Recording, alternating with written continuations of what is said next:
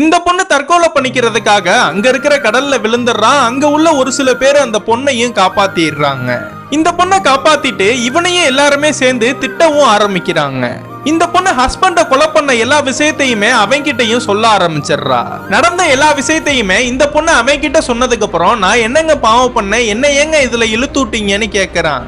உங்க பையனை ஏன் தலையில கட்டிட்டு நீங்க போறதுக்காக தான் இது மாதிரினா டிராமா பண்ணீங்களான்னு கேக்குறான். அந்த பொண்ணும் என்ன விட்டா என் பையனை பாத்துக்கிறதுக்கு வேற யாரும் இல்ல, நீங்க தான் பாத்துக்கணும்னு கெஞ்சுறா.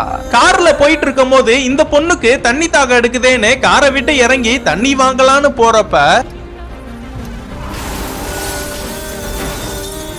அந்த லாரி இடிச்சதுல இந்த பொண்ணு கார்லயே ஸ்பாட்டை விட்டு இறந்தே போயிடுறா.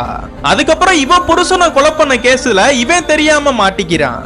இவன் தான் அந்த கொலையை பண்ணிருப்பான்னு இவன் மேல சந்தேகப்பட்டு இவனை கூட்டிட்டு போயிடுறாங்க.